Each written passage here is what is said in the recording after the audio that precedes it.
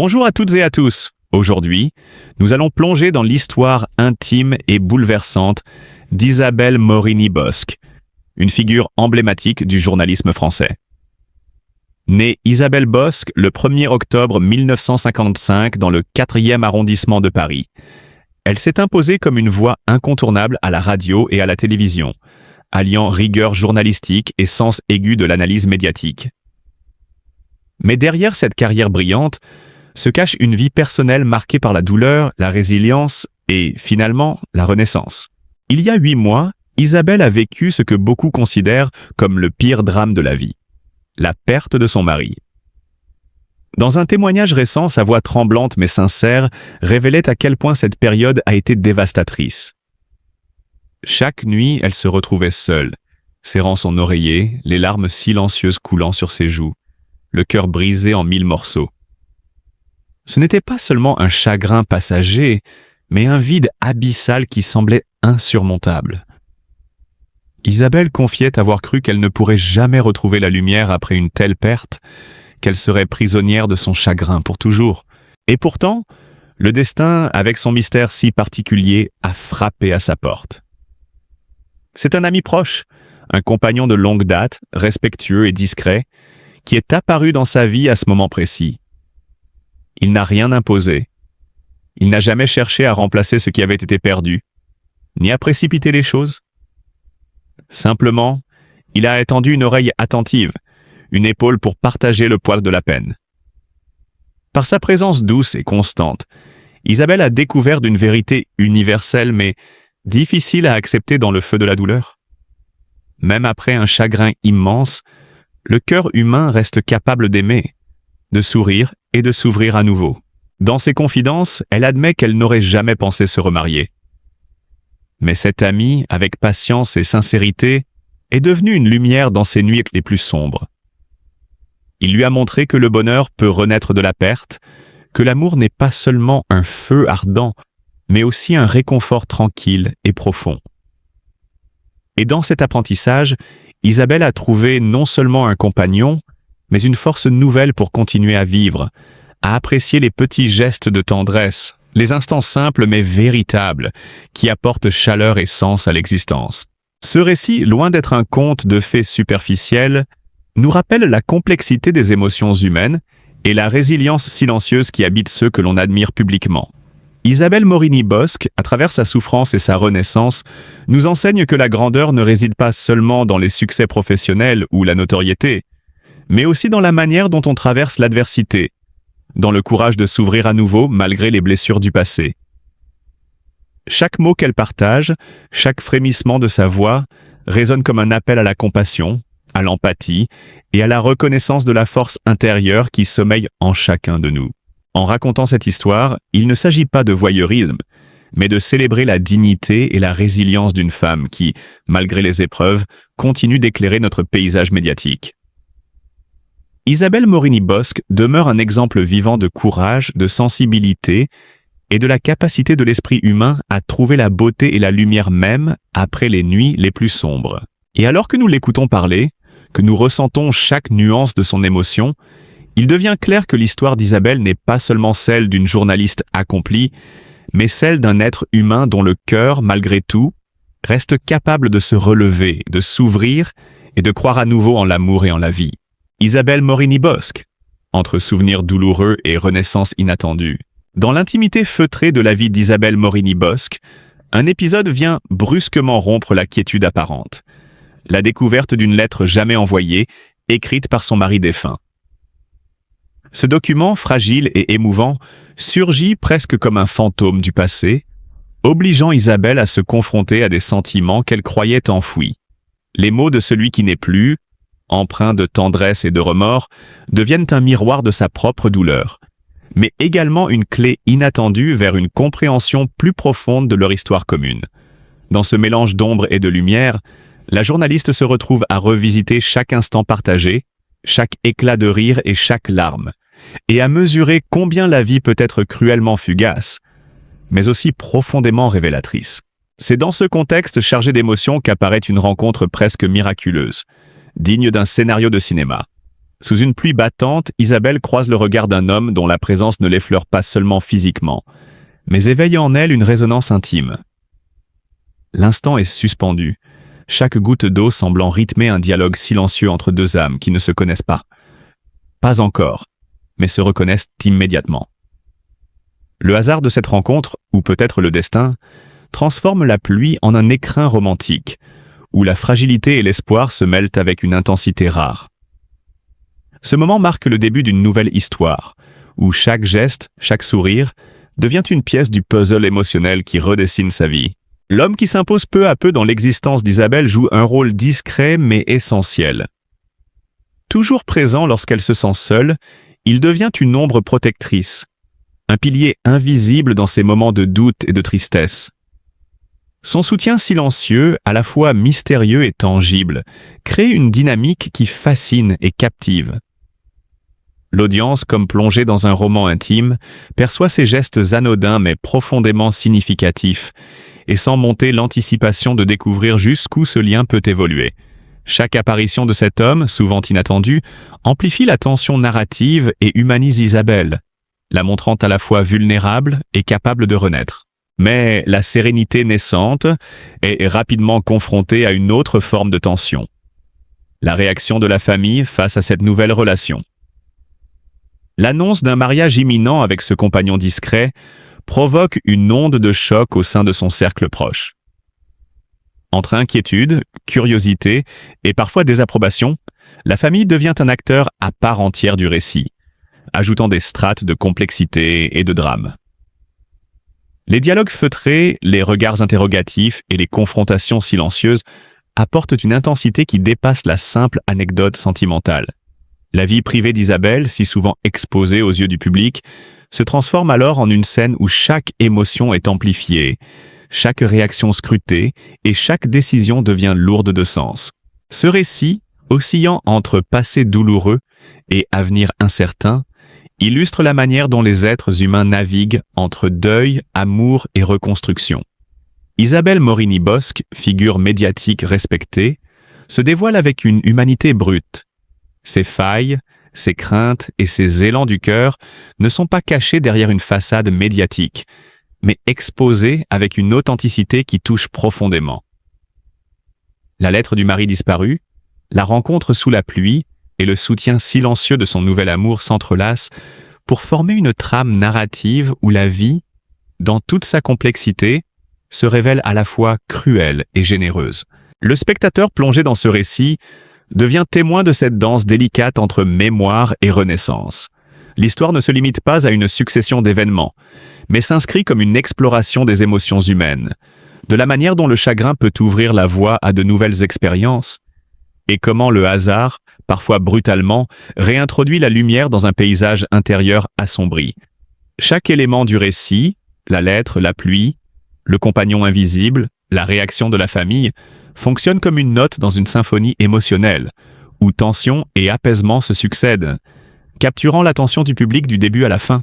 Isabelle Morini-Bosc, dans cette période charnière de sa vie, incarne ainsi la complexité du parcours humain, l'articulation entre perte et espoir, solitude et rencontre, hésitation et engagement. Son histoire rappelle que derrière chaque figure publique se cachent des mondes intimes, des batailles invisibles et des moments de grâce inattendus. Elle devient le symbole d'une résilience silencieuse, d'une capacité à s'ouvrir à nouveau malgré les cicatrices du passé, et à vivre pleinement chaque instant de rédemption et de joie retrouvée. Ainsi, ce que révèle cette succession d'événements, entre l'être non envoyé et amour renaissant, dépasse le simple récit sentimental. C'est une étude profonde des émotions humaines, où le drame, la tendresse et l'espoir s'entrelacent pour créer une narration captivante, digne des plus grandes analyses journalistiques sur la vie privée des personnalités publiques. L'histoire d'Isabelle Morini-Bosc nous entraîne dans un voyage où chaque émotion, chaque geste, chaque silence compte, et où le spectateur est invité à ressentir, analyser et comprendre la fragilité et la force des êtres face à l'imprévu et au destin. Dans le monde feutré des studios de télévision et des pages glacées des magazines, Isabelle Morini-Bosc a toujours su maintenir une aura de mystère. Pourtant, Derrière le sourire professionnel et les analyses affûtées qui font sa réputation, se cache une histoire intime, marquée par la perte, l'amour et la résilience. Il y a quelques mois, un événement apparemment anodin mais chargé de symbolisme est venu bouleverser sa vie personnelle, révélant une facette rarement exposée au public. La rencontre avec un objet du passé, chargé de mémoire et d'émotion. Un ancien anneau, vestige discret mais puissant de son mari défunt. Cet anneau, retrouvé par son compagnon actuel, n'était pas simplement un bijou. Il incarnait des années de complicité, de souvenirs et de promesses silencieuses. Le geste de le lui restituer, dans un moment empreint de solennité et de romantisme discret, a transformé une simple rencontre en une scène presque cinématographique. Le regard d'Isabelle, mêlé de surprise et de reconnaissance, traduisait la complexité de sentiments que nul ne pourrait réduire à des clichés. La douleur du deuil, le respect pour le passé, mais aussi la possibilité d'un amour renaissant. C'est dans ce mélange délicat de mémoire et de renouveau que se révèle la singularité de son parcours.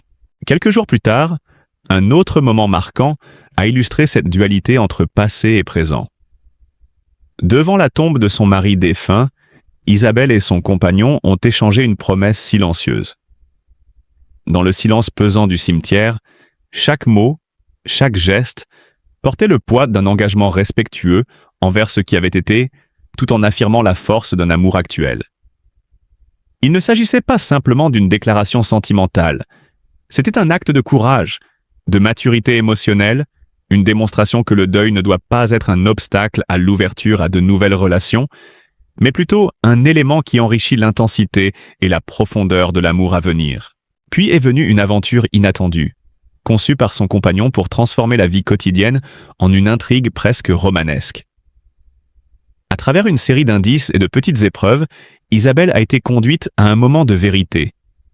Une demande en mariage inattendue, orchestrée avec subtilité et intensité dramatique. Chaque étape de ce parcours, chaque sourire ou hésitation, a permis au spectateur de sentir le suspense et l'émotion, comme si le récit se déployait sous leurs yeux, chaque geste révélant à la fois la tendresse et la complicité profonde qui unissent les deux protagonistes. Ce n'était pas seulement une proposition, c'était une célébration de la patience, de la fidélité émotionnelle et de la capacité à construire un avenir malgré les blessures du passé. Mais le destin, fidèle à sa nature imprévisible, a choisi d'intervenir sous la forme d'une nuit de tempête. La pluie battante, le vent violent et une coupure de courant inattendue ont contraint Isabelle et son compagnon à partager un espace clos, transformant la simple cohabitation en une expérience intensément humaine. Dans l'obscurité, illuminée seulement par la lumière vacillante d'une bougie, chaque parole, chaque geste prenait une dimension nouvelle. Le danger, la vulnérabilité et la proximité physique ont réveillé des émotions brutes, palpables, qui auraient été difficiles à susciter autrement. Le spectateur, lui, est happé par cette tension. Il ressent à la fois le frisson de la tempête et celui de la passion naissante, une alchimie rare qui rend chaque moment incontournable. À travers ces épisodes, Isabelle Morini-Bosc apparaît non seulement comme une figure publique talentueuse et perspicace, mais aussi comme une femme confrontée aux complexités de l'existence. La perte, le souvenir, l'amour et la renaissance. Son histoire nous rappelle que derrière chaque apparence de perfection se cache un parcours jonché de défis, d'émotions contradictoires et de choix courageux. La restitution d'un anneau ancien, la promesse silencieuse devant une tombe, l'aventure subtile menant à une demande en mariage et la nuit de tempête.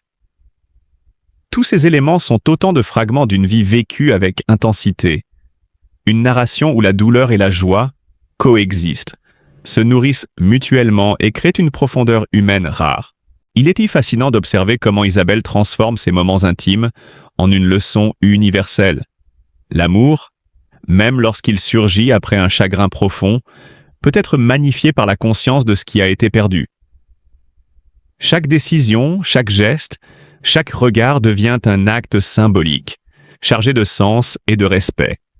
Le spectateur, en suivant ce récit, est invité à ressentir cette tension entre mémoire et désir, entre fidélité au souvenir et ouverture à l'avenir, Un équilibre subtil que peu savent atteindre avec autant d'élégance et de sincérité. Ce récit met en lumière une dimension rarement explorée des vies publiques. L'art de concilier le passé avec le présent, de naviguer entre hommage et renouveau, de créer des instants d'intimité au sein d'une vie médiatisée. Isabelle Morini-Bosc, par son courage et sa sensibilité, nous rappelle que le véritable drame et la véritable beauté résident dans ces instants où la vie, avec toute sa complexité, se révèle pleinement. Et c'est précisément cette humanité, cette profondeur émotionnelle, qui captive et fascine, transformant chaque événement, chaque geste, en une narration presque cinématographique, où le spectateur devient témoin d'une transformation intime et universelle, une leçon subtile sur l'amour, le deuil et la renaissance. Aujourd'hui, nous vous invitons à ouvrir votre cœur et à tendre votre esprit à l'histoire touchante d'Isabelle Morini-Bosc. Derrière l'image publique, brillante et assurée de cette journaliste incontournable, se cache une femme qui, comme tant d'entre nous, a connu la douleur la plus profonde. La perte de son mari a laissé un vide immense dans sa vie. Un chagrin silencieux mais écrasant, fait de nuits sans sommeil, de larmes contenues et d'un sentiment de solitude que beaucoup d'entre nous reconnaissent, mais que peu osent partager. Imaginez un cœur brisé qui pensait ne jamais pouvoir se reconstruire, confronté à cette absence irremplaçable. Et pourtant, malgré cette peine, Isabelle a trouvé la force de continuer, de respirer et peu à peu de retrouver la lumière. Son histoire est un appel à la compassion. Elle nous rappelle que chaque sourire retrouvé après la souffrance est un acte de courage, que la capacité d'aimer à nouveau, même après un chagrin immense, est l'un des dons les plus précieux de la vie. Un ami fidèle, discret et patient a su lui offrir non pas des promesses vaines, mais une présence sincère, un soutien silencieux et réconfortant. Grâce à lui, elle a redécouvert que son cœur méritait de battre à nouveau, que l'amour et la tendresse n'étaient jamais perdus, mais pouvaient renaître à tout moment, même dans les circonstances les plus douloureuses. En écoutant Isabelle, nous comprenons que la résilience n'est pas un concept abstrait, mais une expérience humaine tangible. Elle nous montre que pleurer, souffrir, se sentir vulnérable ne diminue pas notre valeur.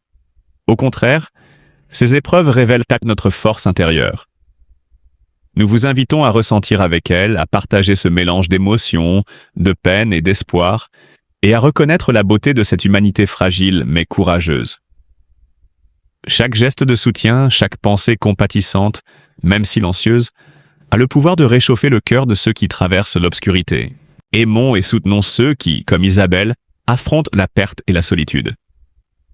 Soyons témoins de leur courage et honorons leur capacité à se relever. Car derrière chaque regard abattu, derrière chaque silence douloureux, il y a une âme qui mérite notre empathie, notre tendresse et notre respect. Et en offrant notre attention et notre compassion, nous participons à rendre le monde plus humain, plus solidaire et plus lumineux pour ceux qui apprennent à aimer à nouveau malgré la douleur.